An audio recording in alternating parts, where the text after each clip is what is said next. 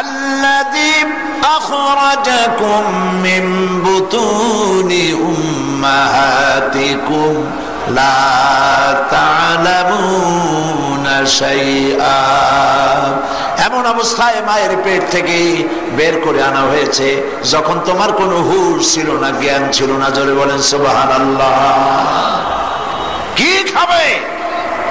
তোমার খাবারের কেউ তৈরি করে রাখে নাই। আল্লাহ রাব্বুল আলামিন মায়ের বুকের ভিতরে তোমার খাবারকে রিজার্ভ করে রেখে দিয়েছিলেন। এমন সুন্দর খাবার রেখেছেন মায়ের বুকের ভিতরে, যার মধ্যে ভিটামিন আছে, আয়রন আছে, ক্যালসিয়াম আছে, রোগের প্রতিষেধক আছে।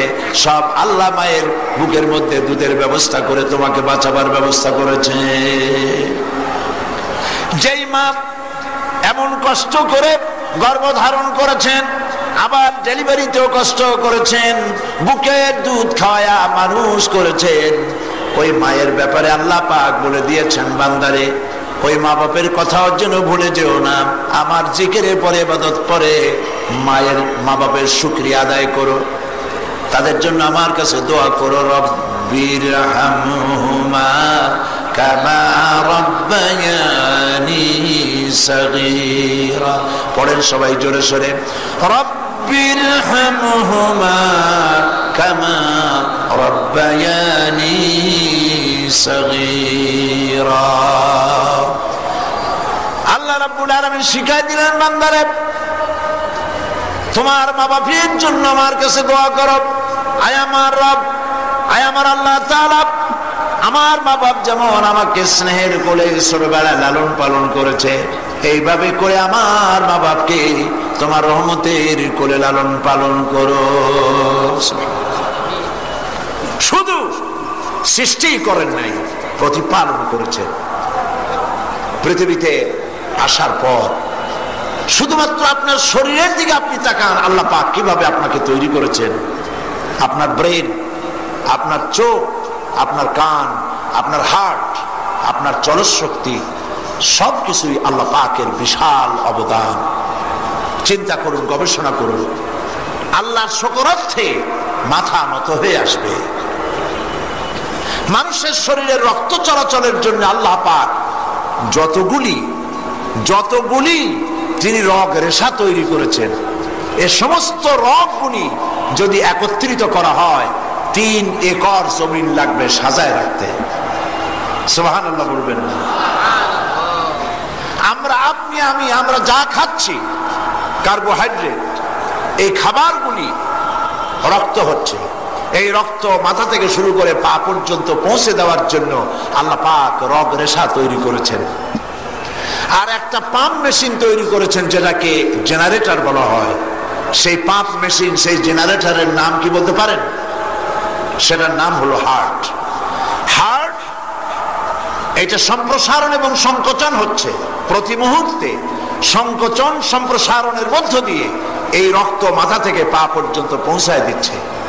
এই রক্ত সঞ্চালন হচ্ছে বলে পায়ের ভিতরে কাঁটা ঢুকলে মাথায় টের পায়, আবার মাথার চুল ধরে টান দিলে পায়ে টের পায়। রক্ত সঞ্চালন যদি বন্ধ হয়ে যায়, তাহলে যে অঙ্গের রক্ত সঞ্চালন বন্ধ হবে সেটা প্যারালাইজড হয়ে যায়।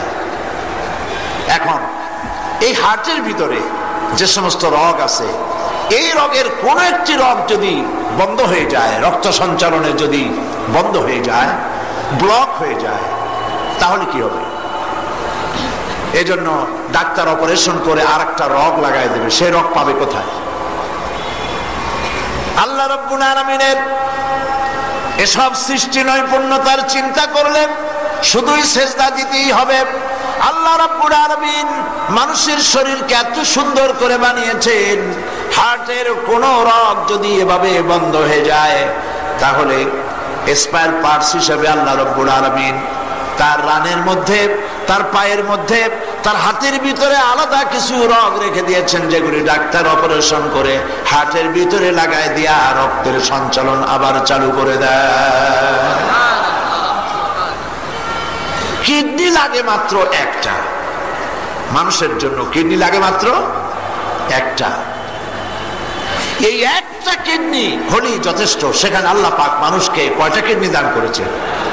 2টি কিডনি দান করেছে। যাদের কিডনি বন্ধ হয়ে যায়, ড্যামেজ হয়ে যায়, ডায়ালিসিস করতে হয়, আল্লাহ পাক যেন আমাদের কিডনি ভালো রাখেন, বলেন আমিন। আল্লাহ পাক যেন আমাদের চোখ ভালো রাখেন, বলেন আমিন। আল্লাহ যেন আমাদের ব্রেন ভালো রাখেন, বলেন আমিন। আমাদের চলৎ শক্তি, আমাদের কথা বলার শক্তি, আমাদের শ্রবণ শক্তি আল্লাহ যেন সব ভালো রাখেন, বলেন আমিন। রব্বুল আলামিন তার বান্দাকে এত ভালোবাসেন, একজন সাহাবী কতগুলি পাখির বাচ্চা নিয়ে রাসূলের কাছে হাজির হয়েছেন। আল্লাহর নবী বলেন, এই পাখির বাচ্চাগুলি আনলা কেন? সাহাবী বলেন, হুজুর এই পাখির বাসাটা ভেঙে গিয়েছিল, বাচ্চাগুলি যখন ধরলাম ওর মা আমার মাথার উপরে ঠোকরাতে লাগলো, সে নিজের জীবনের মায়াকে উপেক্ষা করে বাচ্চাগুলিকে হেফাজত করার জন্য আমার উপরে ঝাঁপিয়ে পড়লো।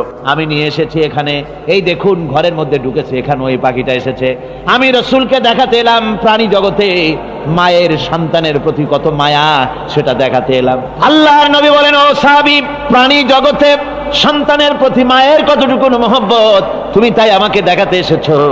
শোনো, এই প্রাণী জগতে সন্তানের প্রতি মায়ের যত মহব্বত, তার চাইতে লক্ষ কোটি গুণে বেশি মহব্বত বান্দার প্রতি আল্লাহ রব্বুল আলামিনের।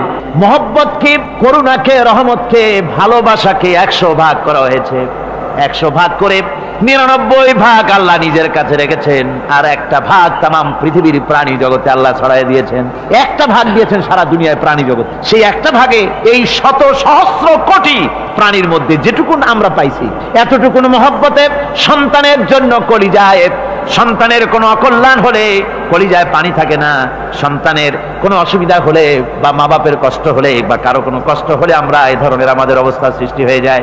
1 ভাগ তামাম পৃথিবীর সমস্ত প্রাণী জগতে ছড়ায় দেওয়ার পর আমাদের অবস্থা যদি এই হয়, তাহলে 99 ভাগ রহমত যার কাছে, বান্দার প্রতি তার মহব্বত কতখানি।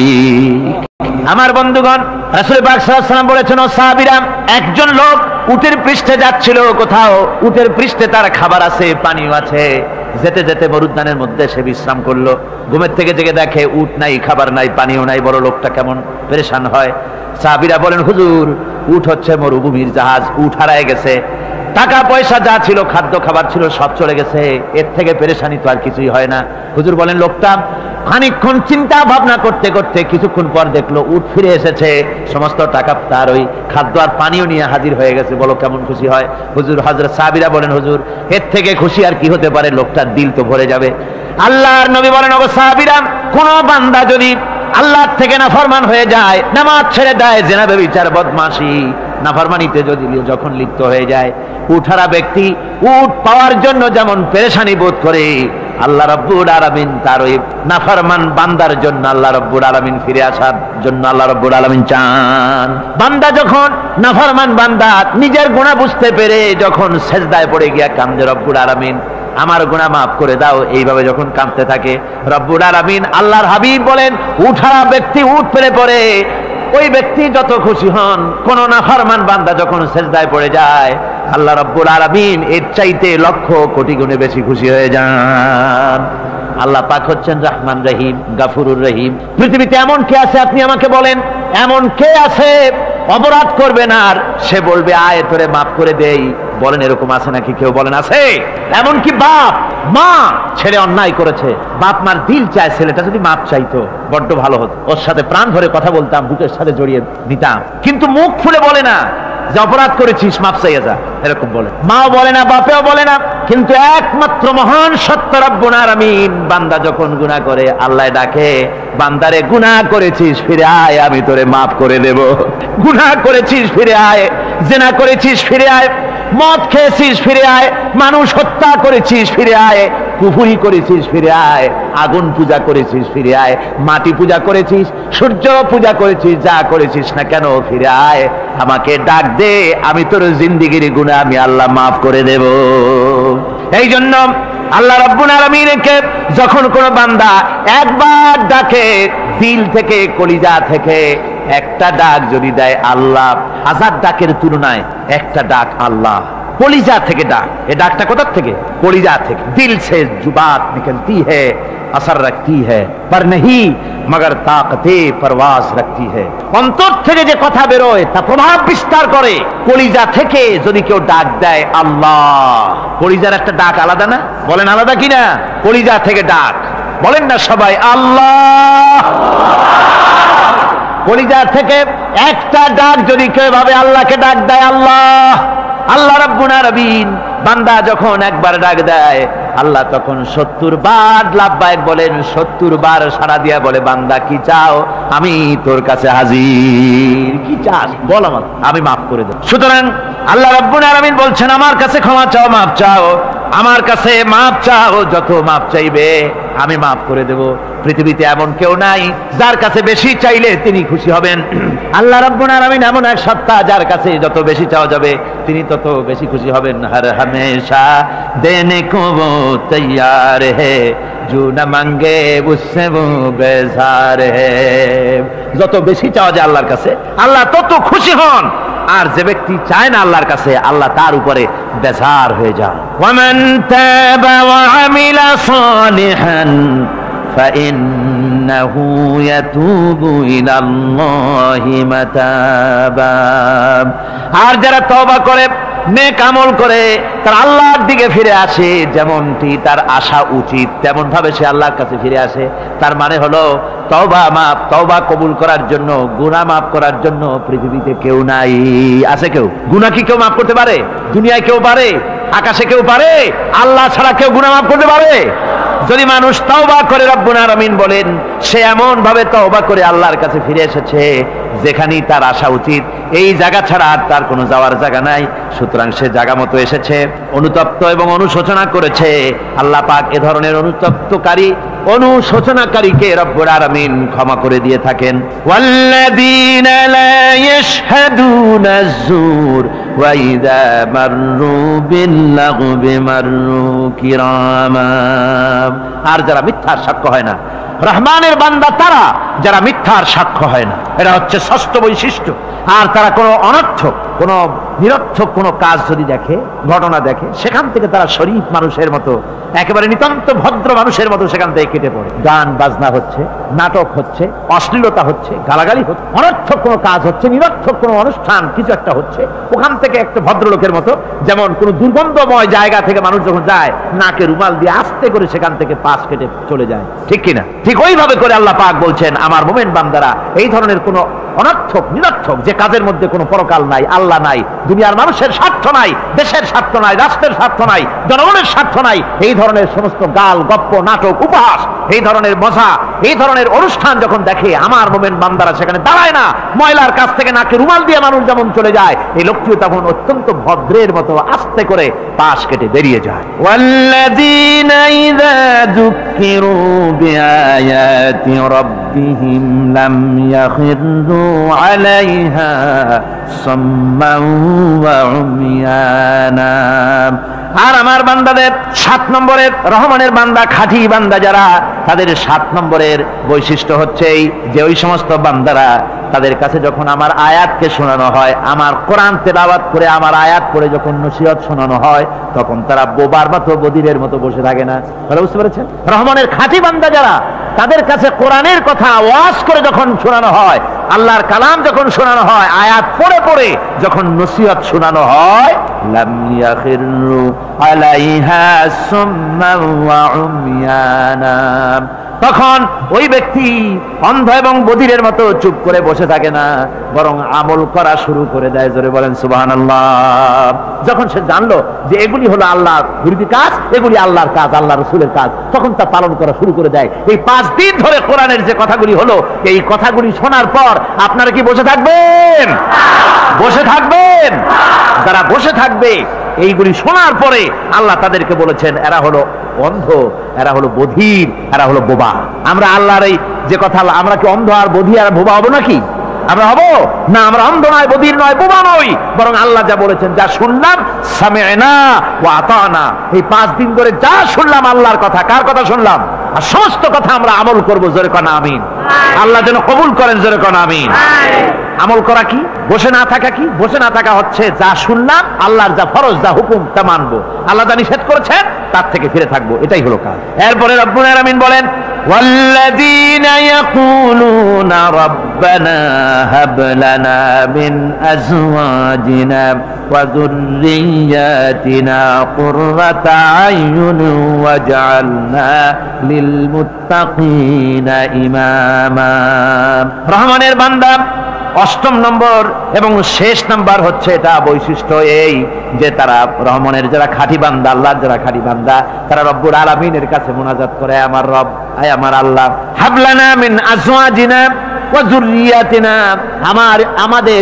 আমাদের এবং আমাদের স্ত্রীদের আর আমাদের সন্তানদেরকে তুমি দয়া করে আমাদের চক্ষুর শীতলতা বানায় দাও। জোরে বলেন আমিন। ওয়াজআলনা লিল মুত্তাকিনা ইমামা, আর আমার এই সন্তানদেরকে তুমি মুত্তাকিদের ইমাম বানায় দাও। শুধু মুত্তাকি বানায়ও না, মুত্তাকিদের নেতা বানায় দাও। জোরে কোন সুবহানাল্লাহ। এই সূরাটা এইটা তখনকার কথা যখন এই মুমিনদের মক্কি সূরা, তো এটা যখন মক্কা শরীফে দেখা গেল যে মুসলমানেরা যিনি ইসলাম কবুল করেছেন তার বাপ কাফের, যিনি ইসলাম কবুল করেছেন কারো বাপ কাফের, কারো মা কাফের, কারো সন্তান কাফের, কারো মেয়ে কাফের, কারো জামাই কাফের, সব প্রিয়জনেরা কুফরি হালতে আছে। আর এগুলি দেখে তাদের চক্ষুর মধ্যে কাটা বিঁধতেছিল, চক্ষু জর্জরিত হয়ে যাচ্ছিল। নিজের সন্তানের চেহারা যত ভালো হোক, সন্তান যতই শিক্ষা দীক্ষা থেকে যতই উন্নত আর ভালো হোক না কেন, সে যদি জাহান্নামের দিকে অগ্রসর হতে থাকে, কোন নেককার ইমানদার পিতার মনে তার সান্ত্বনার কারণ হতে পারে না। সে তখন আল্লাহর দরবারে, আল্লাহ পাক বলেন ওই মুমিন বান্দারা আমার কাছে দোয়া করে যে রব্বুল আলামিন আমার সন্তানদেরকে, আমার স্ত্রীদেরকে আমার চক্ষের শীতলতা বানাও, তাদের আমল আখলা কেমন বানাও যাতে আমাদের চক্ষু ঠান্ডা হয়ে যায়। জোরে বলেন আমিন, জোরে বলেন আমিন। সন্তানদের জন্য আল্লাহর কাছে দোয়া করতে হবে। আপনারা দেখেন চোখের সামনে দেখতে পাচ্ছেন সন্তান সিনেমায় যাচ্ছে, সন্তান নামাজ পড়ে না, সন্তান রোজা রাখে না, সন্তান মানুষের তৈরি করা মতাদর্শের পেছনে স্লোগান দিচ্ছে, দৌড়াচ্ছে, আর আপনি পিতা হয়ে তাকে ঠেকাচ্ছেন না। ওই ছেলে তো জাহান্নামে যাচ্ছে, আপনার দরদ হওয়া উচিত, ওই ছেলেকে ফিরানো দরকার আর আল্লাহর কাছে দোয়া করা দরকার। আমার বন্ধুগণ, দোয়া আল্লাহ নিজেই শিখাই দিচ্ছেন, দোয়া করো। পড়েন আমার সাথে, রব্বানা হাব লানা মিন আজওয়াজিনা ওয়া যুররিয়াতিনা কুররাতা আয়ুন ওয়াজআলনা লিল মুত্তাকিনা ইমামা। উলাইকা ইউজসাউনাল গুরফাতা বিমা সাবারু ওয়া ইউলাক্কাউনা ফিহা তাহিয়াতান ওয়া সালামা।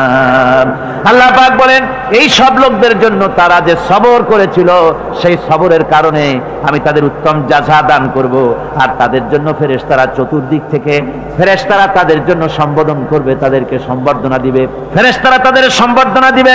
ওয়াল মালাইকাতু ইয়াদখুলুনা আলাইহিম মিন কুল্লি বাবিন সালামুন আলাইকুম বিমা সাবারতুম ফানি'মা উকবাদ-দার।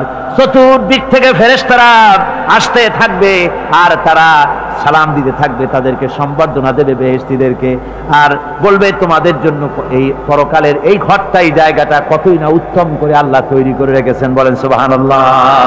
সালামুন আলাইকুম। আল্লাহ বলছেন উলাইকা ইউজসাউনাল গুরফাতা বিমা সাবারু, তোমরা যে সবর এখতিয়ার করেছিলে সেজন্য আজকে তোমাদের জন্য আমি এই বিরাট নিয়ামত তোমাদের জন্য রেখেছি।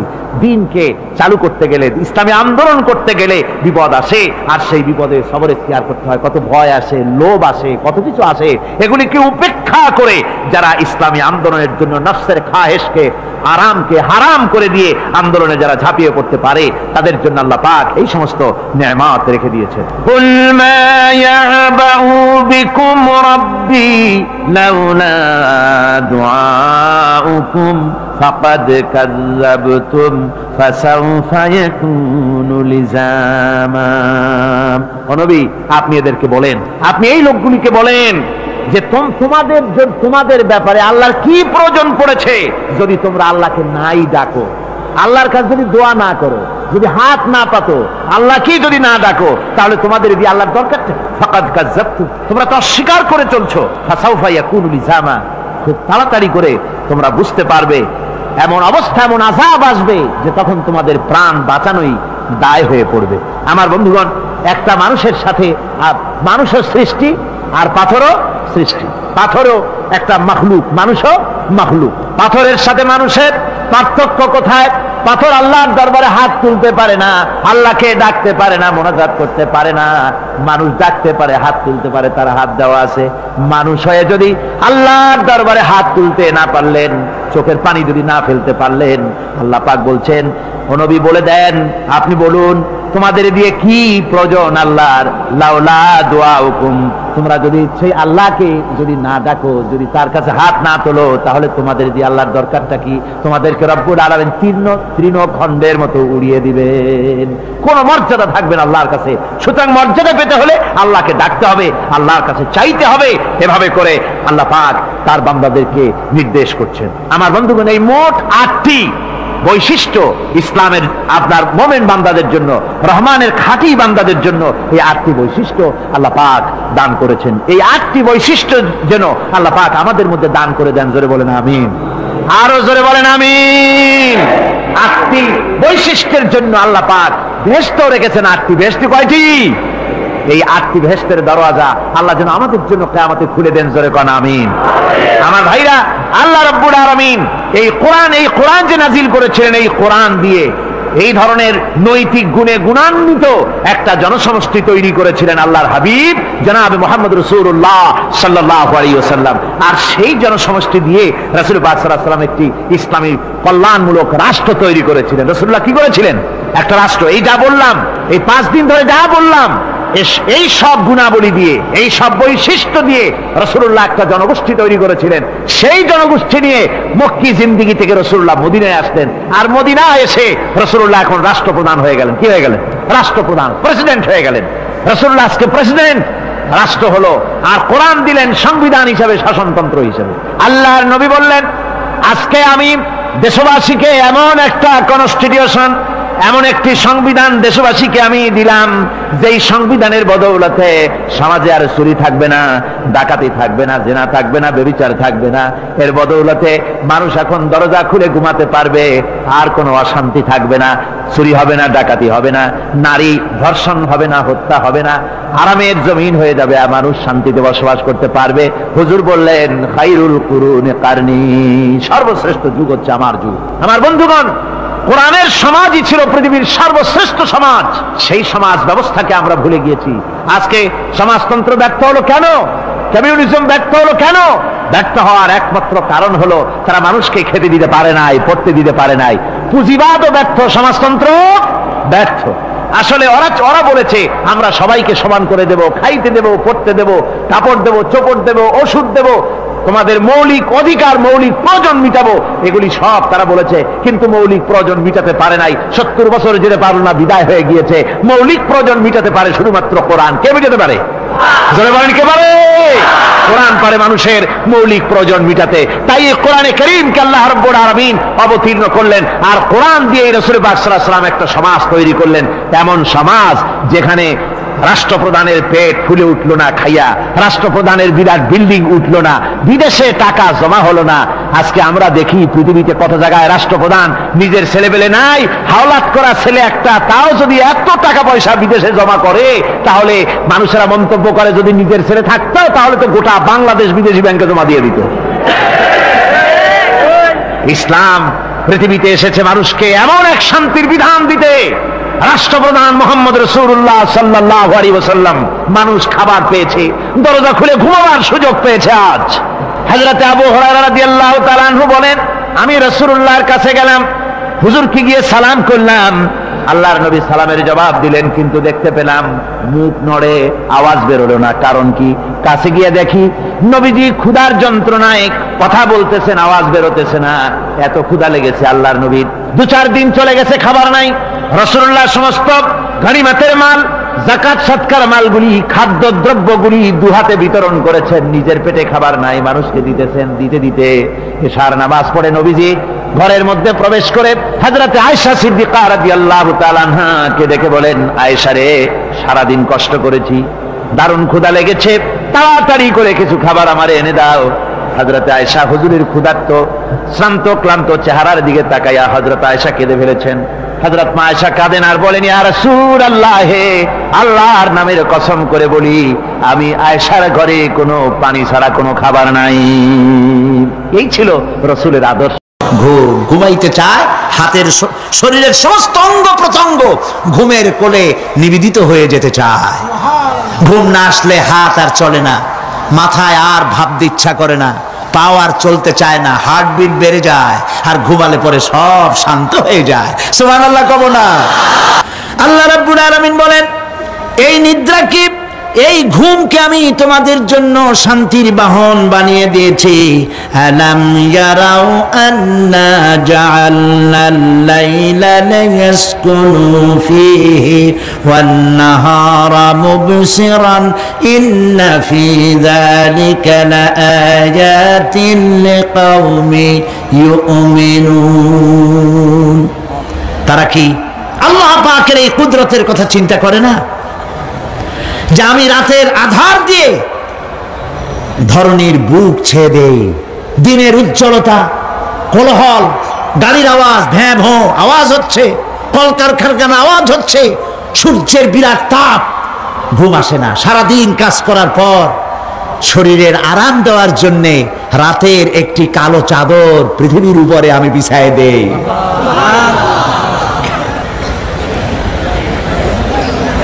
আর মানুষ আরাম গ্রহণ করে, শুধু মানুষ না, সব প্রাণী আরাম গ্রহণ করে। সুবহানাল্লাহ। এবং এরপরে দিনের আলো দিয়ে উদ্ভাসিত করি, যেন বিশ্রামের পর নতুন করে আবার কাজের সমস্ত উদ্দীপনা নিয়ে নতুন করে কাজে ঝাঁপিয়ে পড়তে পারে। কয়েক ঘন্টা অথবা সারাদিন হাড় ভাঙা খাটুনি খেটেছে, রিক্সা চালাইছে, গাড়ি চালাইছে, আড়াই মনের বস্তা মাথায় করে টেনেছে, চিন্তা ভাবনা করেছে। এরপরে যখন এই লোকটি কয়েক ঘন্টা মাত্র নিদ্রা গেল, আরাম পেল, মস্তিষ্ক হালকা হয়ে গেল, হার্টবিট কমে গেল, হাতের পায়ের কর্মোদ্দীপনা বেড়ে গেল, নতুন করে আবার কাজ করার জন্য সুযোগ এসে গেল। দুনিয়ার মানুষকে কর্মক্ষম রাখার জন্য আল্লাহ পাক ঘুমকে বানিয়েছেন নিয়ামত। সুবহানাল্লাহ বলেন। ওয়া মিন আয়াতিহি মানামুকুম বিল-লাইলি ওয়ান-নাহারি ওয়াবতিগাউ মিন ফাদলিহি। আল্লাহ পাক বলেন, তোমাদের রাত আর দিনের বেলায় নিদ্রা যাওয়া, এবং এটাই হচ্ছে তার অনুগ্রহ। রাত আর দিনের নিদ্রা যাওয়ার পরে আমার অনুগ্রহ অর্থাৎ রিজেক তালাশ করার জন্য শরীরের ভিতরে, মনের ভিতরে, হাত পায়ের মধ্যে কর্মের উদ্দীপনা আমি তোমাদের দিয়ে দেই। মহাবিজ্ঞানী আল্লাহ রাব্বুল আলামিনের এই বিশাল কুদরত এবং দয়া, যে মানুষকে তিনি ক্লান্তি দূর করার জন্য তিনি ঘুম দিয়েছেন, আলহামদুলিল্লাহ বলি। অনেক মানুষ আছে ঘুমাইতে পারে না, ঘুমাবার জন্য ফেনার গান খায়, ঘুমাবার জন্য ভ্যালিয়াম খায়, সিরাক্সিন খায়, রিল্যাক্সিন খায়, কত অক্সিজেন, অক্সিজেন, কত কিছু খায়, তারপরেও ঘুম আসে না। এই ঘুম যার আসে না, বিরাট নিয়ামত থেকে বঞ্চিত। ঘুম একটি নিয়ামত, আলহামদুলিল্লাহ বলি, আলহামদুলিল্লাহ বলি। বিশাল নিয়ামত ঘুম। আল্লাহ যে সমস্ত নিয়ামত আমাদের জন্ম থেকে শুরু করে এ পর্যন্ত বডির মধ্যে দিছেন, মৃত্যুর আগে আল্লাহ যেন একটিও কেড়ে না নেন, বলি আমিন। আল্লাহ রাব্বুল আলামিনের পরে বলেন, ওয়াজআলনাল লাইলা লিবাসা ওয়াজআলনান নাহারা মাআশা। আর রাতকে করেছি আচ্ছাদন, আবরণ, দিনকে রুজি কামাবার জন্য ব্যবস্থা করে দিয়েছি।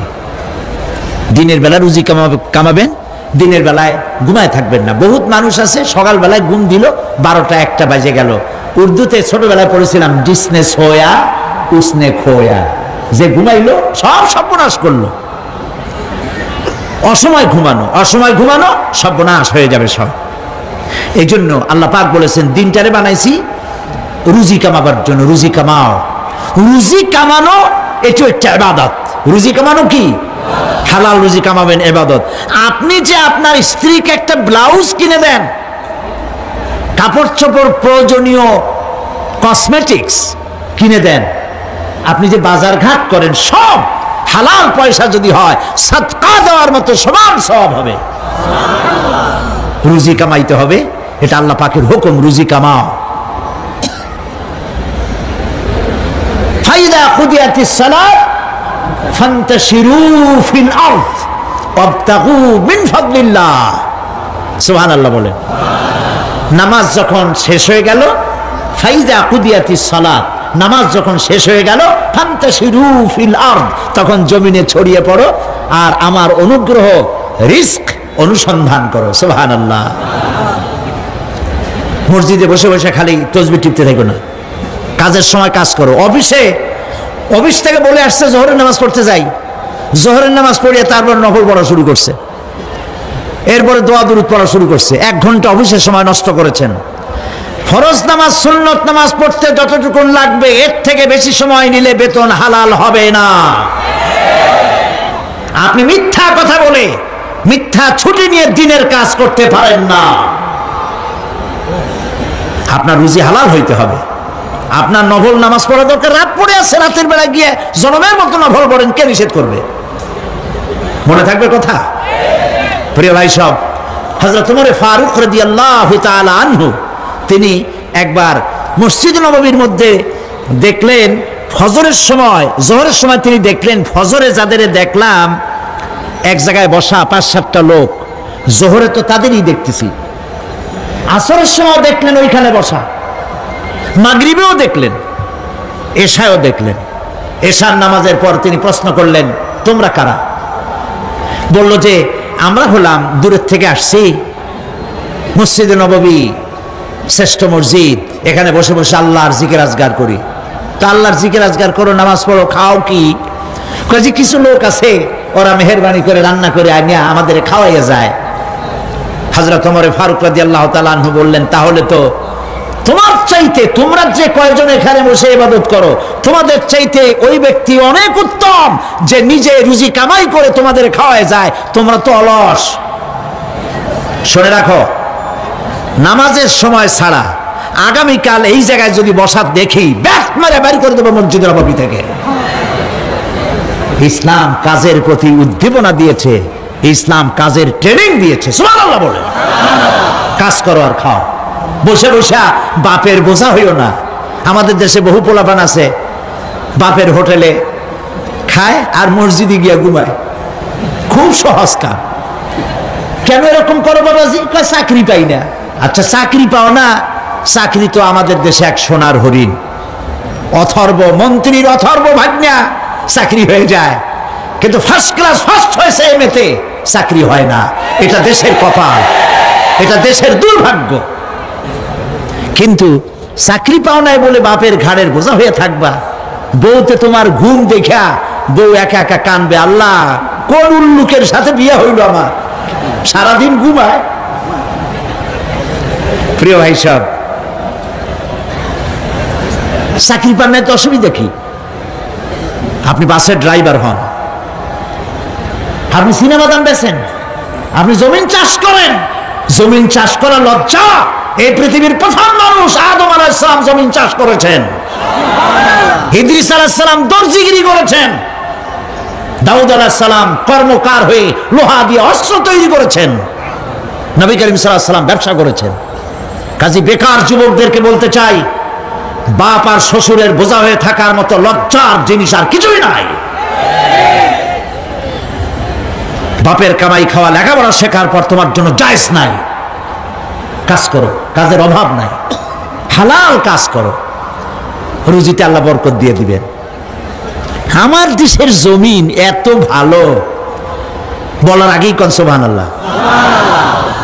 সার মার লাগে না, যেখানে সেখানে লাঙ্গল শাবলের দরকার নাই। আঙ্গুল দিয়ে মাটি খুঁজিয়া ঘরের কোনায় আঙ্গুল দিয়ে মাটি খুঁজিয়া কদুর বিচি লাগাই দেন। 3 দিন পরে 2 পাতা, 6 দিন পর লতা, 10 দিন পর ফুল, 2 সপ্তাহের মাথায় কদু। সুবহানাল্লাহ। এই আল্লাহর দেওয়া এত সুন্দর কদু খাইয়া কয় সাদের লাউ বানাইলো বই রেখে, তো একটু আলহামদুলিল্লাহ কইল না। জমিন উর্বর। জার্মান থেকে এক কৃষি বিশেষজ্ঞ এসছিলেন বাংলাদেশে, শুনেছিলেন এটা নাকি সোনার বাংলা। তো কেমন সোনার বাংলা দেখে আসি। তারপরে বাংলাদেশ ঘুরে ঘুরে দেশে গিয়ে রিপোর্ট করলো যে দেশটা সত্যিই ভালো, কোনো সন্দেহ নাই, কিন্তু চাষ হয় 3টা গরু দিয়া, সামনের 2টাও গরু, পিছনেরটাও গরু। রাগ করতেছেন না তো? মন্তব্য আমার না, মন্তব্য বিদেশিদের। গরু বললো কেন পিছনটারে? এই জন্য বলেছে এমন সোনার মাটি, মানে মাটি এত ভালো, জমিন এত ফার্টাইল, এত উর্বর, যে থেকে সায়েন্টিফিক প্রসেসে তারা কৃষি উৎপাদন করতে পারে না। কারণ সব মূর্খ লোকেরাই চাষাবাদ করে, আর শিক্ষিত লোকেরা বসে থাকে কবে একটা শেয়ার পাবে, আর কলমের গুতা দিয়া গভর্নমেন্টের টাকা চুরি করবে। প্রিয় ভাই সব, পিঠির উপরে পিস্তল ঠেকাইয়া চাঁদাবাজি করা যেমন গুন্ডামি, ফাইল আটকায় রেখে টাকা আদায় করা অফিসারদের জন্য তার থেকে বড় মাস্তানি। এই মাস্তানি থেকে শিক্ষিত লোকদেরকে বাঁচতে হবে। ভিক্ষুক 2 রকম, শিক্ষিত ভিক্ষুক, অশিক্ষিত ভিক্ষুক। অশিক্ষিত ভিক্ষুকরা হাত পাও নাই, ল্যাংরা লুলা, আল্লাহর রাস্তায় একটা টাকা দেন, সারাদিন খাই নেই, এই হলো অশিক্ষিত ভিক্ষুক। আর শিক্ষিত ভিক্ষুকরা টাই, স্যুট, প্যান্ট, সেন্ট স্প্রে করে তারপরে গভর্নমেন্টের শ্বশুরের চেয়ারে গিয়ে বসে চাইয়ে টাকা নেয়। এই কাজটা যদি করে নিতে হয় 50,000 টাকা দিবা, 1 কোটি টাকা দিবা। ভিক্ষুকের চাইতে কলঙ্ক, মানুষ নামের অজঙ্ক, পশুর চাইতে নিকৃষ্ট যারা সরকারের চেয়ারে বসে জনগণের টাকা এভাবে চাইয়ে নেয়, ঘুষ নেয়। নাউজুবিল্লাহ বলো। এটা ঘুষের টাকা নয়, জাহান্নামের আগুন। শান্তি পাইবে না। বেতন পাও 10,000 টাকা, কামাই করো 1 লাখ টাকা বা 50,000 টাকা, বরকত নাই, অশান্তি। ঘরের মধ্যে বউতে কথা শোনে না, বেচারা সরকারি অফিসে বসে বহুত কামটাম করিয়া কষ্ট করে বাড়ি ফিরছে, বউর একটু আদর নেবে, ভাত বাড়ি টাড়ি খাওয়াবে, সেগুড়ে বালি দেখে বউ ভ্যানিটি ব্যাগ হাতে নিয়ে বাস ফটফট করিয়া হাই হিল পাই দিয়ে বাড়ি চলে যাচ্ছে। কই যাও? আমার মিটিং আছে ক্লাবে। ছেলে একটা উল্লুকের মতো চুল, ভাল্লুকের মতো নখ, সোনার চেন গলায়। আরে বেটা তুই কই যাস? কই আমার গার্লফ্রেন্ডের কাছে যাই। ওইটা মামলায়, এটা মকদ্দমায়, বউ বাইরে, কোনোটার সাথে শান্তি নেই। একটা কয় আমার পেট ব্যথা, আর একটা কয় মাথার যন্ত্রণা, আর একটা কয় আমি মরব। শান্তি আছে? শান্তি নাই। কেন শান্তি নাই বলবো? সেটা বলবো। শান্তি এই জন্য নাই, ঘুষের টাকা মানুষে আনন্দ করে দেয় না, বড় কষ্টের সাথে দেয়। আমার কাজটা আপনি করে দিবেন, এই জন্যই তো আমি গভর্নমেন্ট আপনাকে বেতন দিয়ে ওখানে বসাইছেন। আপনার একটা গাড়ি দিয়েছে গভর্নমেন্ট, দেয় নাই? একটা গাড়ি দিয়েছে, একটা বাড়ি দিয়েছে, পিএস দিয়েছে, এপিএস দিয়েছে, কম্পিউটার দিয়েছে, বডিগার্ড দিয়েছে, আর সান কি? এরপরেও টাকা, এই টাকার কোনো শেষ নাই। মানুষের কাছে যখন টাকা চায়, কাজ আদায়ের জন্য লোকটি বাধ্য হয়, টাকা দিয়ে যাওয়ার সময় বলে আল্লাহ এই উল্লুক এতগুলি টাকা আমার কাছ থেকে নিল, ওরে কলেরা দাও, ওর বউরে বসন্ত দাও, ওর বাচ্চাগুলিরে কলেরা দিয়া বসন্ত দিয়া ফিসিয়া দিয়ে যাও। আল্লাহর গজব আর লানতে যত টাকা কামাই করেন না কেন, শান্তি পাবেন না। এই জন্য হালাল রুজি কামাতে হবে। ইবাদত কবুল হওয়ার জন্য তার শর্ত হচ্ছে হালাল রুজি। শর্ত কি? হালাল রুজি। এই হালাল রুজি কামাতে পারলে তাহলেই আপনার ইবাদত আল্লাহর দরবারে মঞ্জুর হবে। সুবহানাল্লাহ বলেন। প্রিয় ভাই সব, এরপরে আল্লাহ পাক বলছেন وَبَنَيْنَا فَوْقَكُمْ سَبْعًا شِدَادًا, আর তোমাদের উপরে শক্ত মজবুত 7টি আকাশ সৃষ্টি করেছি। সুবহানাল্লাহ। এর থেকে বেরিয়ে যাওয়ার কোনো উপায় নাই, এটা ফাটল ধরাবারও কোনো উপায় নাই। এবং এই আকাশটাকে আমি আবার সুন্দর করে সাজায় রাখছি। নয়ন অভিরাম দৃশ্য সার্বক্ষণিকভাবে আমি রেখেছি, রাতের আধারে যা দেখা যায়। সেটা কি? আল্লাহ রাব্বুল আলামিন বলেন, ইন্না যায়্যানাস সামাআদ দুনিয়া বিজিনাতিল কাওয়াকিব। এই দুনিয়ার আকাশখানিকে তারকা প্রদীপ দিয়া সাজায় রেখেছি মনের মতো। দেখো তুমি তাকাইয়া, কি সুন্দর করে আকাশকে সজ্জিত করে রেখেছি। আল্লাযী খালাকা সাবআ সামাওয়াতিন তিবাকা মা তারা ফি খালকির রাহমানি মিন তাফাউত ফারজি'ল বাসারা হাল তারা মিন ফুতুর। ক্ষমাশীল তিনি, সপ্ত আকাশ রচিলেন থরে থরে, কোন ত্রুটি হেরিবে না তার পূর্ণ সৃজন পরে। চাহো তুমি তার সৃষ্টি পানে, দেখো কিছু ভুল চুক, ফিরাও তোমার নয়ন খানি, ফিরাও তোমার মুখ।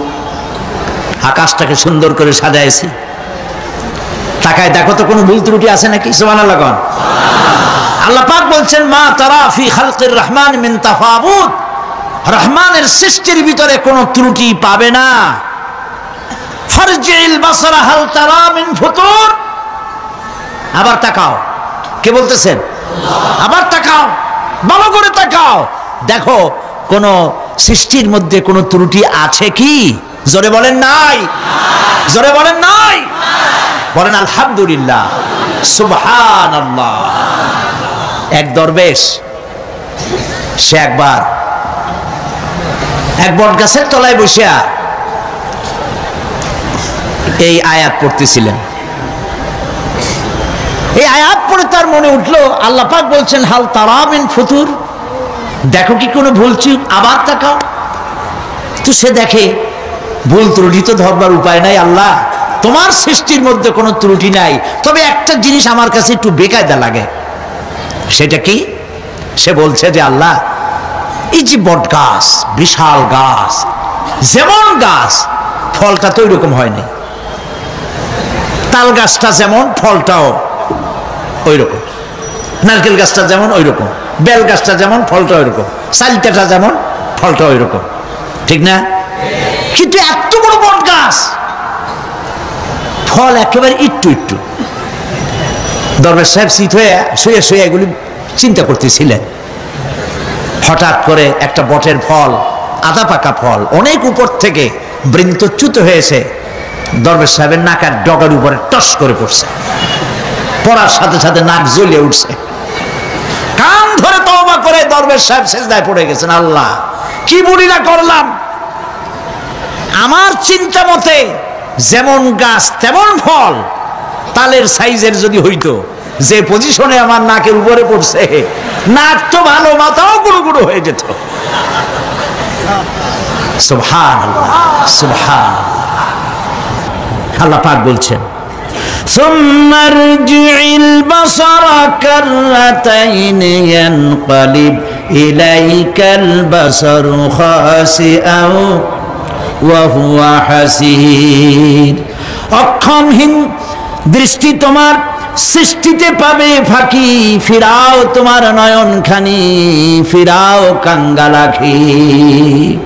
আমার সৃষ্টি নৈপুণ্যতার দিকে যতবার তাকাও না কেন, আমার সৃষ্টির ভিতরে কোনো ত্রুটি তুমি দেখতে পাবে না। এই জন্য নবীজি বলেছেন, আল্লাহ রাব্বুল আলামিনের সৃষ্টির কলা কুশলতার প্রতি কেউ যদি একবার গবেষণা করে, একটা ঘন্টাও যদি কেউ চিন্তা করে, কয় ঘন্টা? একটি ঘন্টা আল্লাহর সৃষ্টি নৈপুণ্যতা সম্পর্কে একটি ঘন্টা যদি কেউ চিন্তা করে, গবেষণা করে, নবীজি বলেছেন ওই বান্দার আমল নামায় আল্লাহ পাক 60 বছরের নফল ইবাদতের সব লিখে দিবেন। চিন্তা করো, গবেষণা করে, শ্রদ্ধায় মাথা নত হয়ে আসবে, আপনাতেই সেজদা করবে। সুবহানাল্লাহ। এরপরে আল্লাহ পাক বলেন وَجَعَلْنَا سِرَاجًا وَهَّاجًا, আর আমি তোমাদের উপরে আকাশ সৃষ্টি করেছি, আর ওর মধ্যে আমি সৃষ্টি করেছি মহাশূন্যে এক অতি উত্তপ্ত, অতি উজ্জ্বল এক বাতি সৃষ্টি করেছি। সিরাজ শব্দের অর্থ হলো সূর্য, ওয়াহাজ এ শব্দের অর্থ হচ্ছে একই সাথে অতি উত্তপ্ত, অতি উজ্জ্বল। সূর্যের ব্যাস হচ্ছে এই পৃথিবীর চাইতে, সূর্যের ব্যাস হচ্ছে পৃথিবীর চাইতে 109 গুণ, এবং এর আয়তন পৃথিবীর চাইতে 13 লক্ষ গুণ বড়। আর দূরত্ব হচ্ছে পৃথিবীর মাটি থেকে 9,30,00,000 মাইল ব্যবধানে এই সূর্যকে আল্লাহ পাক স্থাপন করেছেন। এই সূর্যের মধ্যে যেমন রয়েছে তাপ, আবার তেমন রয়েছে আল্ট্রা ভায়োলেট রে। সূর্যের মধ্যে অনেক কিছু আছে, এখনো বিজ্ঞানীরা তা আবিষ্কার করতে পারে নাই। এর মধ্যে কল্যাণধর্মী জিনিসও আছে এবং অকল্যাণ জাতীয় কিছু জিনিস আছে। সেটা কি কারণে, সেটা আল্লাহ ভালো জানেন, আমরা জানি না। আমরা মনে করি অকল্যাণ, আল্লাহ জানেন ওর মধ্যে কি কল্যাণ আছে। যেমন সাপের বিষ, আমরা সাপ দেখলেই মারি, কিন্তু সাপ আপনাকে ক্ষতি না করলে আপনি মারবেন কেন? আর যদি ক্ষতি করার মনে হয়, ক্ষতির মতো মনে হয়, মেরে ফেলে দিন। এটা বলা হয়েছে হাদিস শরীফে, ক্ষতিকর মনে হলে মেরে ফেলে দিন। কিন্তু সাপ তার বিষের মধ্যে মানুষের জীবন রক্ষাকারী ওষুধ সাপের বিষ দিয়েই তৈরি হয়। সূর্যের মধ্যে অকল্যাণ ধর্মী যা আছে সেটা কেন, ওইটা আমরা জানি না। এখন অকল্যাণ ধর্মী যে জিনিসটাকে বিজ্ঞানীরা মনে করেন, সেটার নাম হলো আল্ট্রা ভায়োলেট রে, অতি বেগুনি রশ্মি। এই অতি বেগুনি রশ্মি, এটার অ্যাকশন হচ্ছে এই যে প্রাণী জগতের মধ্যে যদি এটা লাগে, এসে পড়ে, পৃথিবীতে যদি স্পর্শ করে, তাহলে ক্যান্সার সহ নানাবিধ দুরারোগ্য ব্যাধিতে গোটা পৃথিবী ছড়িয়ে পড়বে। ওই আল্ট্রা ভায়োলেট রে যাতে পৃথিবীর মাটি স্পর্শ করতে না পারে, সেজন্য আল্লাহ রাব্বুল আলামিন ওজোন স্তর তৈরি করেছেন। OZONE, ওজোন স্তর তৈরি করা আছে যাতে করে ওই রেটা পাস করতে না পারে। সেই রেতে বিজ্ঞানীরা লক্ষ্য করেছে, রেতে ফাটল ধরেছে। সূর্য কত দূরে? 9,30,00,000 মাইল দূরে। মানুষেরা, বিজ্ঞানীরা টের পেয়েছে যে ওজোন স্তরে ফাটল ধরেছে। সুবহানাল্লাহ। আল্লাহ পাক বলছেন, ওয়ামা উতীতুম মিনাল ইলমি ইল্লা কালিলা, তোমাদেরকে খুব সামান্যতম জ্ঞান আমি দান করেছি। সামান্য জ্ঞান দিয়ে গেছে কদ্দূর দেখেন। সুবহানাল্লাহ বলেন। চিন্তায়, শ্রদ্ধায় মাথা নত হয়ে আসবে। এগুলি যদি হয় সাধারণ জ্ঞান, ছোট্ট জ্ঞান, সামান্যতম জ্ঞান, তাহলে আমার আল্লাহ সুবহানাহু ওয়া তাআলার জ্ঞান কত অসীম, কত অনন্ত, কত চিরন্তন। সুবহানাল্লাহ। সে আল্লাহ রাব্বুল আলামিন ওজোন স্তরকে রেখেছেন, ওটা ক্র্যাক করেছে। কেন ক্র্যাক করেছে? ক্র্যাক করেছে এনভায়রনমেন্ট নষ্ট করার কারণে। আমরা গাছ কেটেছি, যত গাছ কেটেছি তত গাছ লাগাই নেই। টেলিভিশনে যে গাছ সম্পর্কিত যে বিজ্ঞাপনগুলি দেওয়া হয়, এগুলি নিছক কোনো বিজ্ঞাপনের উদ্দেশ্যে বিজ্ঞাপন নয়, এগুলি বাস্তব। নবী করিম সাল্লাল্লাহু আলাইহি ওয়াসাল্লাম গাছ কাটতে নিষেধ করেছেন। প্রয়োজনে কাটুন, প্রয়োজনে, বিনা প্রয়োজনে আপনি গাছের পাতাও ছিঁড়বেন না, প্রয়োজনে গাছটাও কেটে ফেলতে পারেন। পাতা ছিঁড়বেন না কেন? যেহেতু প্রত্যেকটি পাতা আল্লাহ রাব্বুল আলামিনের জিকির করছে।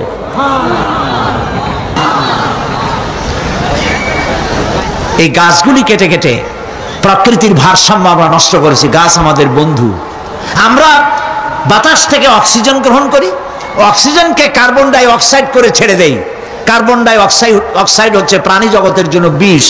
এই বিষকে নষ্ট করে দিয়ে অক্সিজেনকে পরিশোধিত করা, রিফাইন করার কোন ফ্যাক্টরি পৃথিবীতে নাই। আল্লাহ রাব্বুল আলামিন এই সৃষ্টি জগৎকে বাঁচাবার জন্য অসংখ্য গাছ বানিয়েছেন, আর গাছের খাদ্য বানিয়েছেন কার্বন ডাই অক্সাইড। আমার জন্য যেটা বিষ সেটা গাছের জন্য খাদ্য। গাছ সারা রাত এটাকে খাইলো, দিনের বেলায় সূর্যের তাপে এই কার্বন ডাই অক্সাইড আর গাছের সবুজ রং, পাতার সবুজ রঙে মিলে এক প্রকারের রন্ধন ক্রিয়ার মধ্য দিয়ে কার্বন ডাই অক্সাইড আবার ফ্রেশ অক্সিজেন হয়ে পৃথিবীর প্রাণী জগৎকে বাঁচার জন্য পথ উন্মুক্ত করে দেয়। আল্লাহ সুবহানাহু ওয়া তাআলা তিনি বলছেন, এভাবে করে আমি এই সূর্যের তাপ দিয়ে পৃথিবীবাসীকে কল্যাণধর্মী হিসেবে সূর্যকে সৃষ্টি করেছি। এই সূর্যের তাপ এটি একটি বিরাট অগ্নিকুণ্ড, কোটি কোটি বছর ধরে ভূপৃষ্ঠে আলো এবং উত্তাপ ছড়িয়ে যাচ্ছে। সুবহানাল্লাহ বলেন। বলেন তো, পৃথিবীর সমস্ত আগুন সব যদি এক জায়গায় করা হয়, সূর্য এক সেকেন্ডে যে তাপ পৃথিবীতে দেয়, ওরকম এক সেকেন্ডের তাপ পৃথিবীর সব আগুন এক জায়গায় হইয়া সমভাবে সর্বত্র ছড়াতে পারবে কি?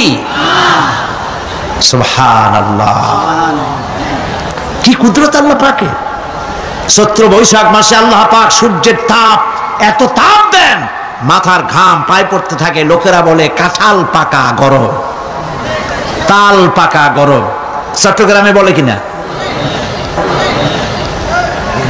আবার এখন জানুয়ারি মাস, এখন আল্লাহ পাকের এসি প্লান্ট আল্লাহ ছেড়ে দিয়েছেন। সুবহানাল্লাহ, পৃথিবীর সমস্ত এসি প্লান্ট একসাথে ছেড়ে দেন, সারা পৃথিবী তো দূরের কথা, একটা জেলাও ঠান্ডা করতে পারবে না, একটা উপজেলাও ঠান্ডা করতে পারবে না।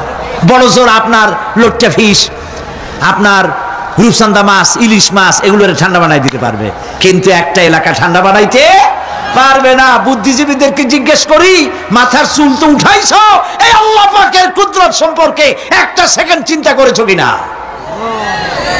সুবহানাল্লাহ। মদিনা মুনাওয়ারা যেয়ে দেখুন, মদিনা মুনাওয়ারা, মসজিদ আন-নববী আশ-শরীফ, আল মদিনা আল মুনাওয়ারা, সোনার মদিনা। সুবহানাল্লাহ। আমি মদিনায় গিয়া এবারও বলছি, আল্লাহ যদি ফাহাদের মাফ করতে চান, মসজিদে নববী এবং মসজিদে হারামের যে এক্সটেনশন এবং হাজিদের জন্য যে উপকার করেছেন, আল্লাহ যদি মাফ করতে চান, এটা বড় আকারের একটা ওসিলা হয়ে যেতে পারে। এক সময় গরমে কষ্টে অস্থির হয়ে যেতাম মসজিদে নববীতে, এখন মসজিদে নববীতে ঢুকলে মনে হয় জান্নাতের মধ্যে। আর জান্নাত তো চিন্তা করা যায় না, কোনো চোখ নাই যা দেখছে, কোনো কল্পনা নাই, যা মন নাই যা কল্পনা করছে, এটার সাথে তুলনাই হবে না। তবে মনে হয় যেন শেখ আব্দুর রহমান আস-সুদাইস, তেমন সাউদ আশ-শুরাইন, তেমন শেখ আব্দুর রহমান আল হুজাইফি। সুবহানাল্লাহ, সুবহানাল্লাহ। এবার লাইলাতুল কদরে আল্লাহ পাকের মেহেরবানি, প্রতি বছর আমার একটা যাওয়ার, রমজানে একটা সুযোগ হয়, আল্লাহ করে দেন। বাইতুল শরফের মরহুম হযরত পীর সাহেব হযরত মাওলানা শাহ আব্দুল জব্বার রাহমাতুল্লাহ আলাইহি, নওয়ারাল্লাহু মাকাদাহু ওয়া জাআলাল জান্নাতা মাসওয়াহু। কলিজা থেকে দোয়া আসে। বহুত পীর দেখছি জীবনে, বাইতুল শরফের পীরের মতো পীর দেখি নাই। মুরিদের টাকা নিয়ে শুধু পকেট ভরে নাই, মেয়ে লোকদের গায়ে হাত দিয়ে ফু দেয় নাই, তাবিজের ব্যবসা করে নাই। মুরিদেরা যা দিয়েছে সেই টাকা দিয়া তিনি মসজিদ বানাইছেন, মাদ্রাসা বানাইছেন। সুবহানাল্লাহ। নিজের বাড়িটা যেখানে তার স্ত্রী থাকেন, বাইতুল শরফ পীর সাহেবের স্ত্রী যে বাড়িতে থাকে, আমি যা শুনেছি দেখি নাই, বাড়িটা বেচলে 50,000 টাকা হবে কিনা সন্দেহ। হযরত মাওলানা শামসুদ্দিন সাহেব বলছেন উনি নিজে দেখেছেন। পীর সাহেব আমাকে দাওয়াত দিয়েছেন বহুবার, আমি যাইতে পারিনি। দুই হাতে মানুষের উপকার করতেন, এই জন্য বলছি আমি এরকম দেখি নাই। পীর আমি খারাপ আমি কথা বলবো না, ভালো মন্দ মিলাই আছে। বহুত পীর আছে জামায় পকেট যে কত উনি নিজেও গুনে কুলিতে পারবে না, খালি ঢুকাইতেই থাকে জন্মের মতো, বাইরে দেখায় আমি খুব দুনিয়ার সম্পর্কে গাফেল। ঢাকায় যায় দেখবেন সুপার মার্কেট আছে, ট্রান্সপোর্ট বিজনেস আছে। আর বাইতুল সাহেবের পীর সাহেবের মধু বেচতেন আর আতর বিক্রি করতেন, মধু আর আতর, এগুলো দিয়ে তার জীবিকা নির্বাহ করতেন। সুবহানাল্লাহ। যাকাত সদকা টাকা পয়সা সমানে দিতেন। বাইতুল সাহেব পীর সাহেবের কথা আসলো কেন? এই জন্য আসলো, ওই মদিনার কথা মনে পড়ায়। বাতিল সাহেব পীর সাহেবের জামাই মুর্তাজা এখানে ঢাকায় বাড়ি আছে। পীর সাহেব যখন ইন্তেকাল করেন তখন আমি মদিনা শরীফে ছিলাম। সে এসে আমাকে জড়ায় ধরে কাঁদতেছিল আর বলল যে আমার এক বাপ হারাইছি আর এক বাপ পেয়েছি। আমাকে জড়িয়ে ধরে কাঁদতে লাগলো। আমি ওই রাত্রের স্বপ্নে দেখলাম তাহাজ্জুদ পড়ে ঘুমিয়ে আছি মদিনা আল মুনাওয়ারায়, দেখতে পেলাম পীর সাহেব এসেছেন। আমি বেশ কিছু লোকজন নিয়ে বসা, পীর সাহেব এসে হাজির হয়েছেন। আমি দাঁড়িয়ে গেলাম, কোলাকুলি করলাম। তিনি বসলেন না, কোনো কথাও বললেন না, শুধু যাওয়ার সময় বললেন আমাকে ভুলবেন না। আমি সত্যিই তাকে ভুলি নাই। কলিজার সবটুকুন দরদ নিয়ে তার জন্য দোয়া আসে, যেহেতু তিনি মানবতার কল্যাণের জন্য কাজ করেছেন।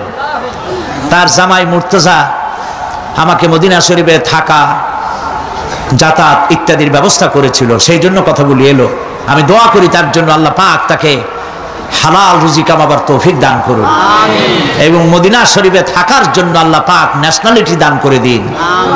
প্রিয় ভাই সব, এতগুলি কথা বলার কারণেই যে আপনাদের যখন টাকা পয়সা হবে রমজানে যাবেন।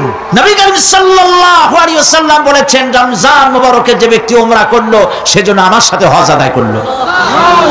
মসজিদে হারামে এবার লাইলাতুল কদর 26শে দিবগত রাত। লাইলাতুল কদর তো এই কথা তো আমিও জানি, আপনারাও জানেন যে 26শে দিবগত রাতে না, শুধু বেজোর রাতগুলিতে। কিন্তু মুহাক্কিকিনরা 26শে রাত্রে একটু বেশি কান্দাকাটি করে, অন্য রাত্রে তো করেই, ওই রাত্রে একটু বেশি কান্দে। এবারে লাইলাতুল কদরে লোক সংখ্যা সম্পর্কে 27 তারিখ রমজানের সৌদি গেজেট, সৌদি নিউজ পত্রিকায় হেডলাইন হলো মক্কা শরীফে গত রাত্রে নামাজ যারা পড়েছেন, লাইলাতুল কদরে যারা এসেছিলেন তাদের সংখ্যা 3 মিলিয়ন প্লাস, 30 লাখের উপরে। সর্বকালের হজের রেকর্ড ভঙ্গ করেছে। রাত 3টার সময় কিয়ামুল লাইল শেষ করে ইমাম সাউদ আশ-শুরাইব মোনাজাত শুরু করলেন। 35 থেকে 40 মিনিট মোনাজাত। হায় রে কান্না মানুষের, কাঁদতে কাঁদতে মানুষ হয়রান হয়ে যাচ্ছে। মাসনুন দোয়াগুলি পড়ছেন, শেষ দিকে গিয়ে বলছেন আল্লাহুম্মা লা তারুদ্দানা খাইবিন, আল্লাহ পাক একেবারে কিছু না দিয়া খালি হাতে আমাদের ফেরত দিও না।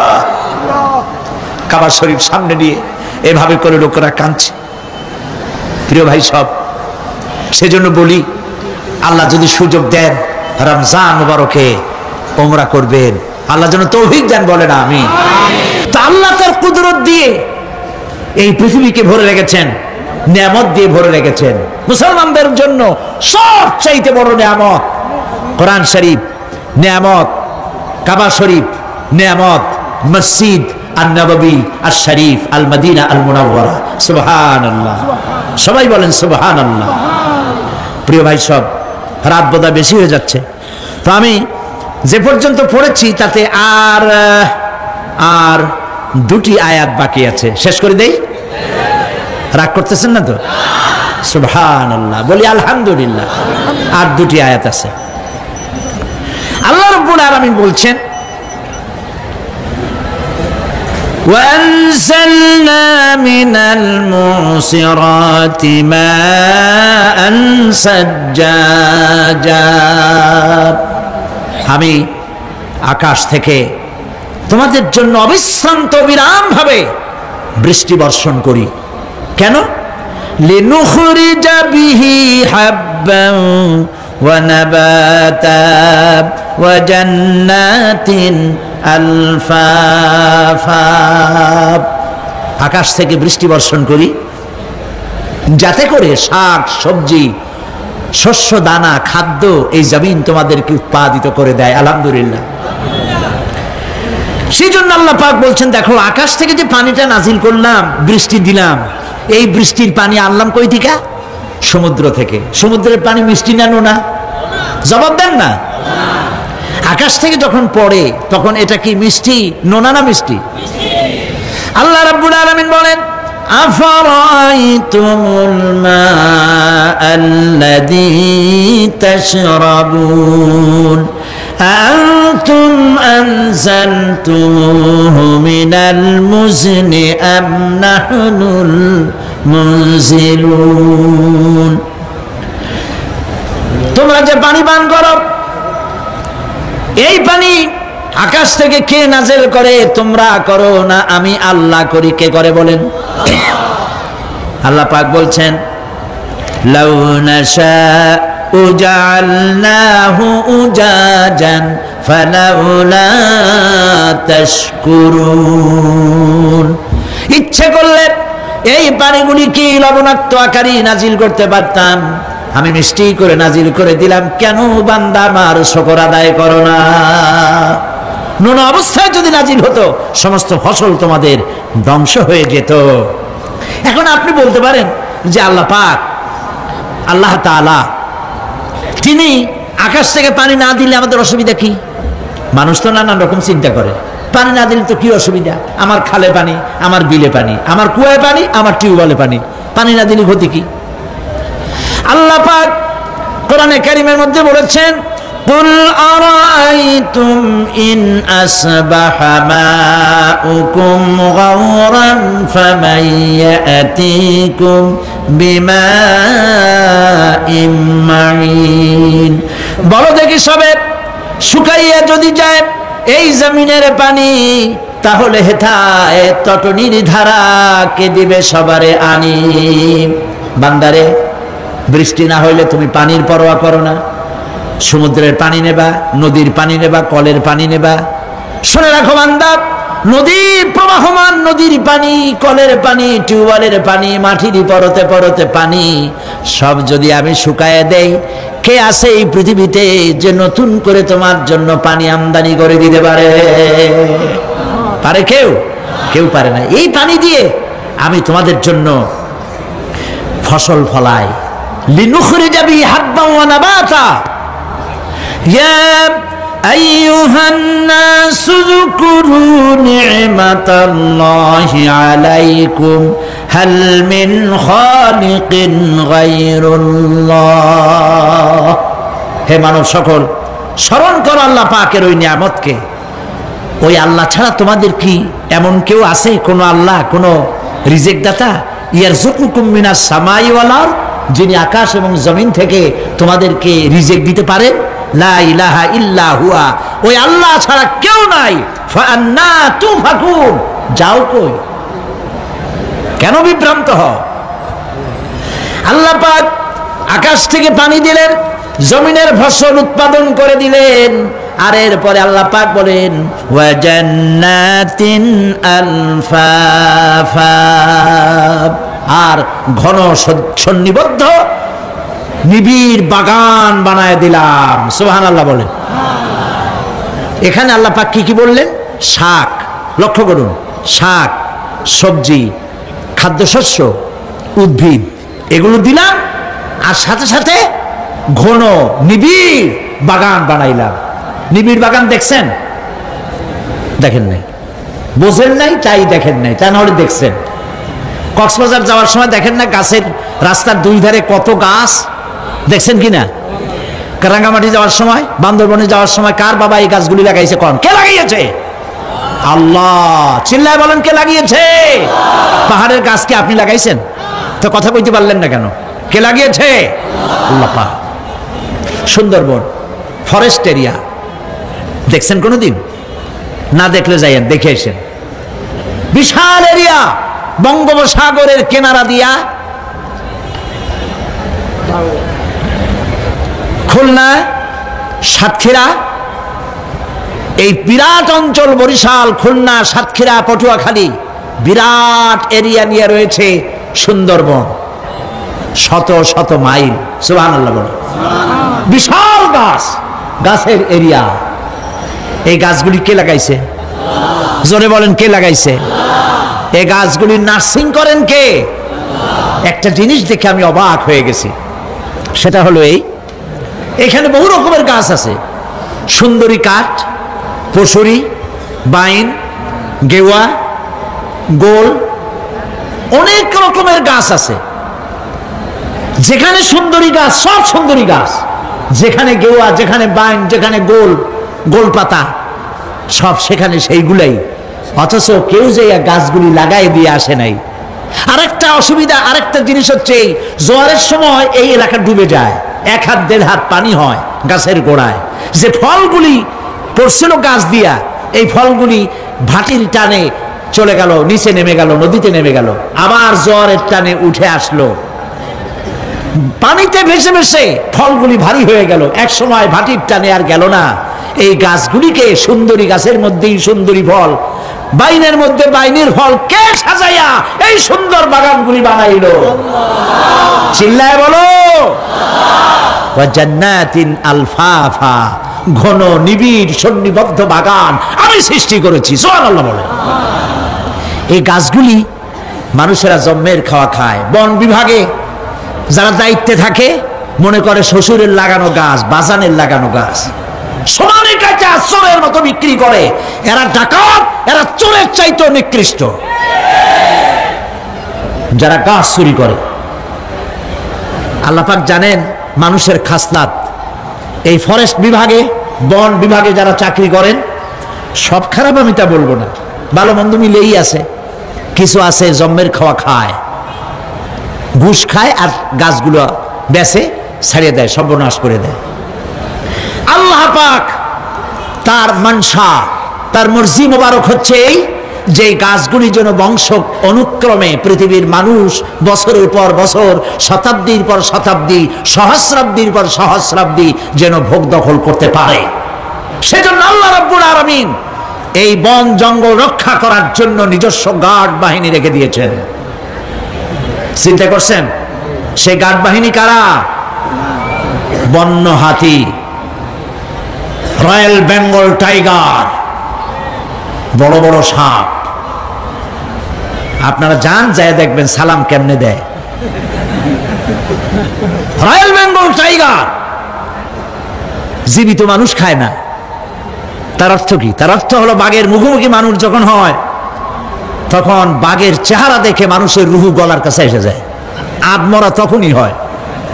এরকম জীবনে আমার এক পজিশন হয়েছিল।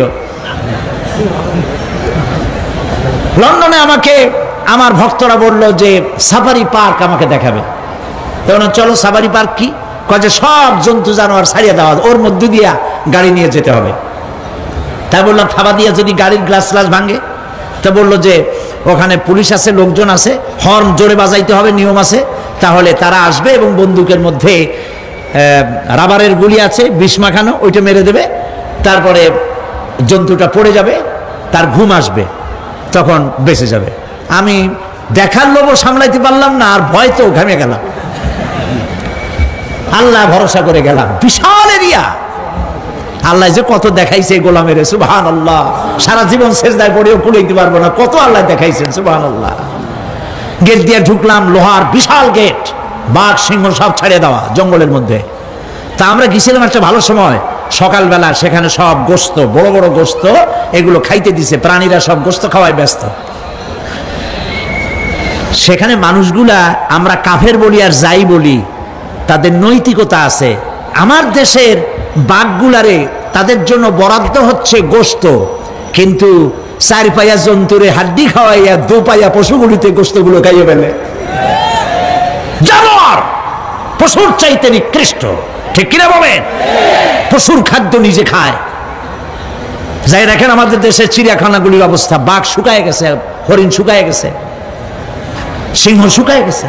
তার তো শুকাবার কথা না। পরে কে খাওয়ায় জঙ্গলে? কে খাওয়ায়? আল্লাহ পাক খাওয়ান, সুবহানাল্লাহ। এত বড় বড় গোস্তের টুকরা এক একটা বাঘে পেয়েছে। বাঘ একটারে নিয়ে গাছে উঠছে, আর একটা টানাটানি করতেছে, আর আমরা গাড়ি নিয়ে আসতে যাচ্ছি। এক বাঘ তার ওই গোস্ত ফালায় থুয়ে আমাদের দিকে আগায় আসতেছে। আমি বললাম আল্লাহ, যা ভয় করতেছিলাম আমি তখন, ওই যে বলেছি যে মরা মানুষ বাঘে খায় না, বাঘ দেখলি কইলে উড়ে যায়। আমার হার্ট বিট এত বাড়ছে, আর আল্লাহ আল্লাহ করতেছি, দোয়া দুরুদ শেষ হয়ে গেছে পড়তে পড়তে। বাঘটা একেবারে গাড়ির কাছাকাছি আসছে, ইন্না লিল্লাহ পড়তে পড়তে সরে গেলাম।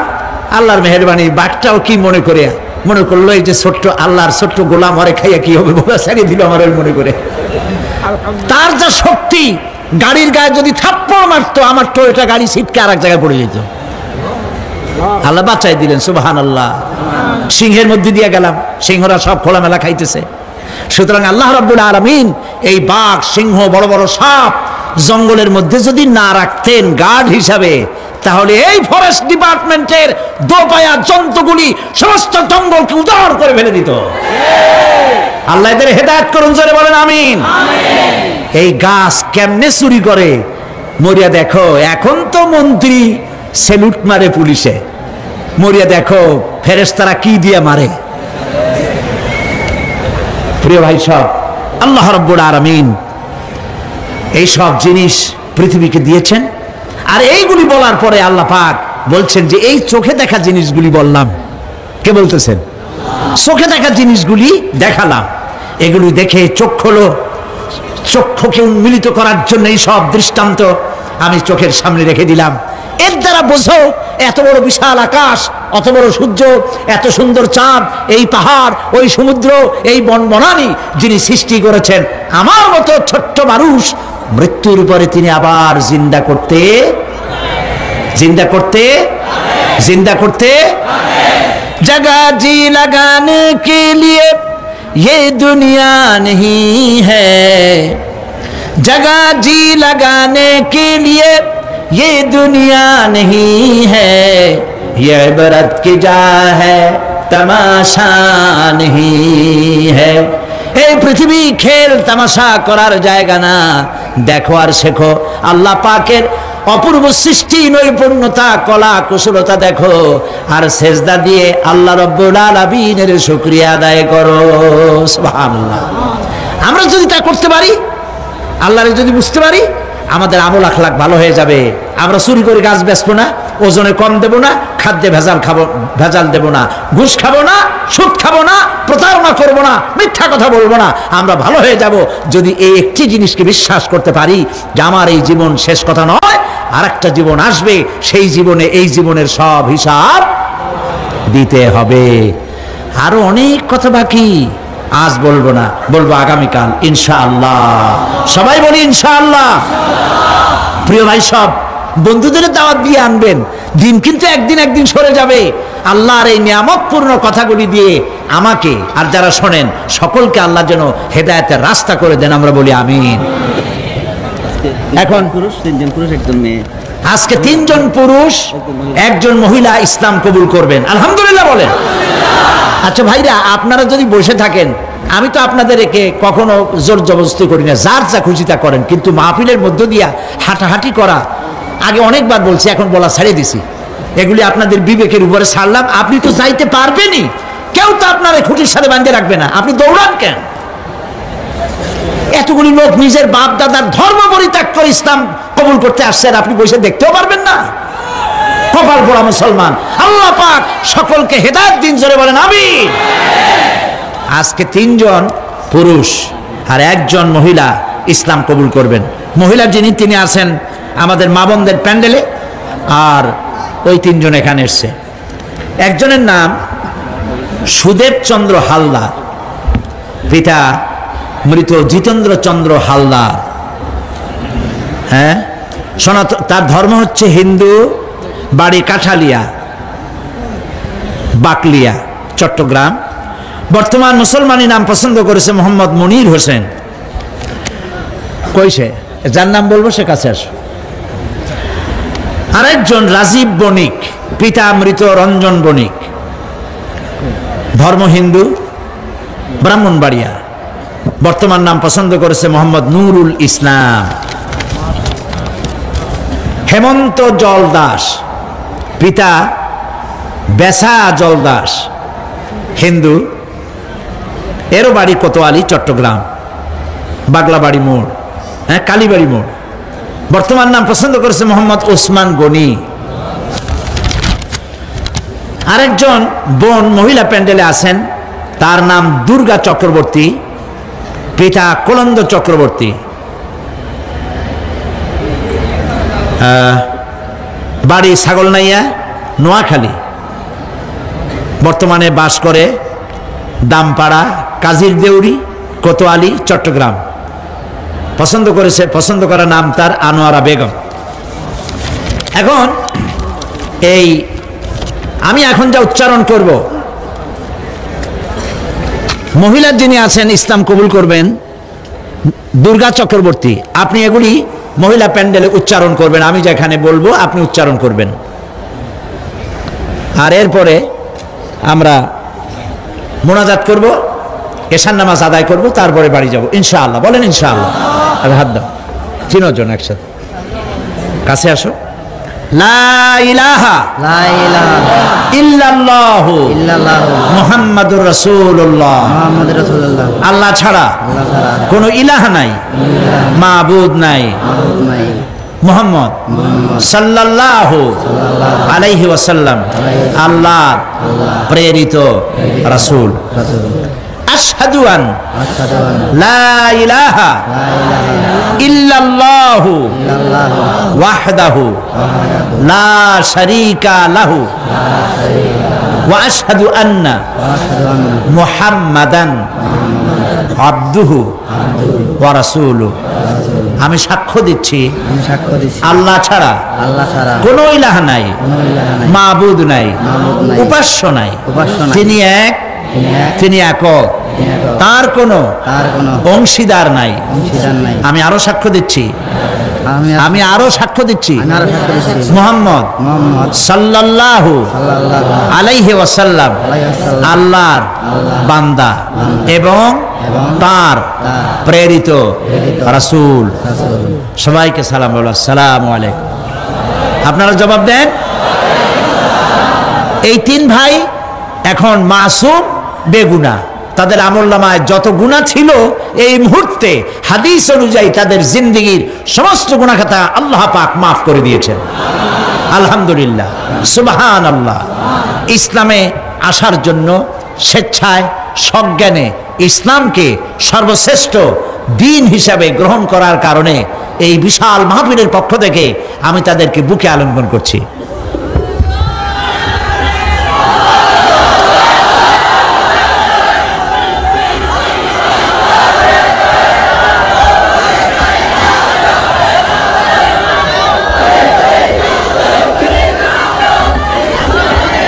প্রিয় ভাই সব, এক্ষুনি মোনাজাত হবে। রব্বানা যালামনা আনফুসানা ওয়া ইন লাম তাগফির লানা ওয়া তারহামনা লানাকুনান্না মিনাল খাসিরিন। আয় আল্লাহ তাআলা, বিশাল এই জনসমুদ্র নিয়ে তোমার দরবারে গুনার বোঝা মাথায় নিয়ে হাত তুলেছি। মাবুদ গো, মেহেরবানি করে আলোচনার সবটুকুন নবী করিম সাল্লাল্লাহু আলাইহি ওয়াসাল্লামের রূহ মুবারকে পৌঁছায় দাও। রব্বুল আলামিন, আমাদের মধ্য থেকে যাদের মা বাপ দুনিয়া থেকে জনমের মতো বিদায় হয়ে গেছে, কবরগুলিকে জান্নাতের টুকরায় পরিণত করে দাও। রব্বির হামহুমা কামা রব্বায়ানি সগীরা। সবাই পড়েন, রব্বির হামহুমা কামা রব্বায়ানি সগীরা। হায় আল্লাহ তাআলা, সারা জীবন গুনাহ করে করে জীবনটাকে নষ্ট করে ফেলেছি মাবুদ। আল্লাহ তাআলা, কোরআনের মাহফিলে আশা করে হাত তুলেছি, জিন্দেগির গুনাহ মাফ করে দাও। রব্বুল আলামিন, পৃথিবীর বিভিন্ন দেশ থেকে আজও আমার কাছে টেলিফোন এসেছে, আর হযরত মাওলানা শামসুদ্দিন সাহেবের কাছেও টেলিফোন আসে। দুনিয়ার বিভিন্ন দেশ থেকে দোয়া চায়। এই তাফসীরুল কোরআন মাহফিলে দোয়া করলে কবুল হয়, মানুষের মনে এ ধরনের একটি ধারণা তুমি জন্মায় দিয়েছো মাবুদ গো। মধ্যপ্রাচ্যে, ইউরোপে, আমেরিকায়, পৃথিবীতে যত জায়গায় আমার দেশের মুসলমানেরা দোয়া চায়, আল্লাহ তাআলা প্রত্যেকের নেক আশাগুলি পুরা করে দিন। রব্বুল আলামিন, এই তাফসীরুল কোরআন মাহফিলে যাদের দেখতাম তারা আজ নাই। আল্লাহ তাআলা, বাইতুস সারবের পীর সাহেব হযরত মাওলানা আব্দুল আহাদ আল মাদানী আওলাদে রাসূল, গারাঙ্গিয়ার পীর সাহেব মাওলানা সিদ্দিক আজাদ এইসব মঞ্চে দাঁড়াইয়া হুঙ্কার মেরে বক্তব্য রাখতেন। রব্বুল আলামিন, এইসব তোমার বান্দাদেরকে তুমি তুলে নিয়েছো, তাদের কবরগুলিকে জান্নাতের টুকরা বানায় দিও। রব্বুল আলামিন, কোরআন শরীফের এত বড় মাহফিল, মাওলানা আব্দুল লতিফ সাহেব আমাদের, আয় আল্লাহ তাআলা, এত বড় মাহফিলে যত লোকেরা টাকা দেয়, পয়সা দেয়, আর দেবার নিয়ত করে সকলকে এই মাহফিল কামিয়াব করার তৌফিক দান করে দিন। سبحان ربك رب العزة عما يصفون وسلام على المرسلين والحمد لله رب العالمين واجعل آخر كلامنا عند الموت لا إله إلا الله محمد رسول الله. السلام عليكم ورحمة الله.